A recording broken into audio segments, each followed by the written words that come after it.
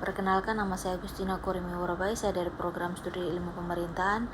Saya dari kelas ekstensi angkatan 2020. Di sini saya akan menjelaskan atau menjawab ujian tengah semester dari mata kuliah perubahan sosial dan dinamika pemerintahan. Soal nomor 1, jelaskan pengertian perubahan sosial dari para ahli. Yang pertama, William F. Ockbull. Dalam teorinya, Ockbull menyatakan bahwa ruang lingkup perubahan sosial terdiri dari unsur-unsur kebudayaan, baik material dan imaterial. Fokusnya ialah pengaruh besar unsur material terhadap unsur imaterial. Yang kedua, Kingsley David menekankan bahwa perubahan sosial itu sebagai wujud perubahan yang terjadi dalam struktur dan fungsi suatu masyarakat. Soal nomor 2, sebutkan dan jelaskan jenis-jenis perubahan sosial. Yang pertama, perubahan lambat, evolusi. Yang kedua, perubahan cepat, revolusi. Yang ketiga, perubahan kecil. Yang keempat, perubahan besar. Yang kelima, perubahan yang dikehendaki atau yang direncanakan. Yang keenam, perubahan yang tidak dikehendaki atau tidak direncanakan. Yang ketujuh, struktural. Soal nomor 3, sebutkan dan jelaskan ciri-ciri terjadinya perubahan sosial pada masyarakat. Yang pertama, berkelanjutan. Manusia sebagai makhluk sosial, dimanapun berada, akan mengalami perubahan sosial, baik secara cepat maupun lambat. Yang kedua, imitatif. Yang ketiga, hubungan timbal balik. Yang keempat, diorganisasikan sementara. Yang kelima, terjadi di mana-mana. Yang keenam, dilakukan secara sengaja. Yang tujuh, menimbulkan konversi. Yang kedelapan, tergolong watak.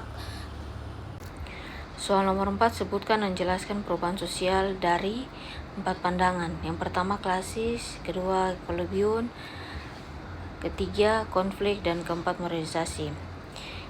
Yang pertama, teori klasik lebih fokus pada jangka panjang dengan membiarkan pasar bebas menyesuaikan diri dengan masalah jangka pendek.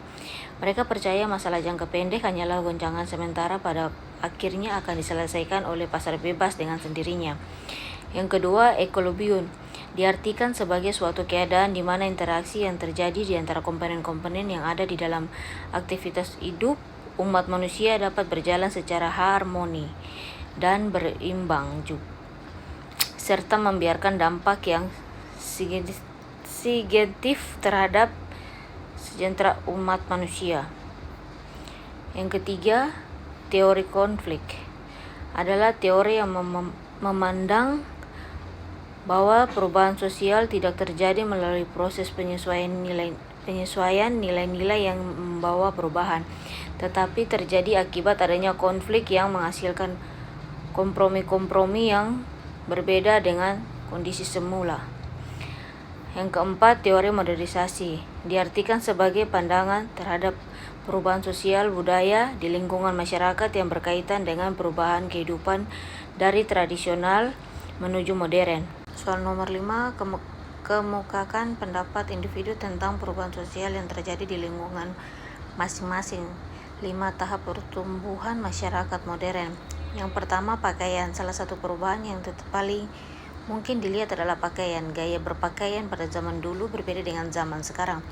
Jika kita melihat sebuah foto atau film dan memperhatikan baju yang dipakai, kita bisa memperkirakan tahun atau era saat foto atau film tersebut dibuat. Yang kedua, alat-alat rumah tangga. Masyarakat pada zaman dulu menggunakan alat-alat rumah tangga yang berbeda dengan yang kita pakai sekarang ini. Meskipun fungsinya kurang sama, salah satu contohnya adalah peralatan masak. Dulu orang menggunakan dandang, sekarang orang menggunakan kericikom. Gaya rambut.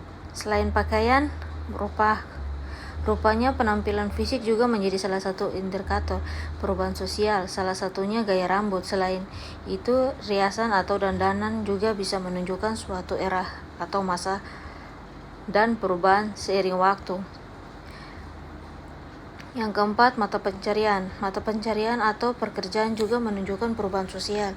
Contohnya masyarakat Indonesia Indonesia pada zaman dulu mayoritas bekerja sebagai petani, namun sekarang ini masyarakat lebih bekerja di industri seperti pabrik atau pekerja kantoran.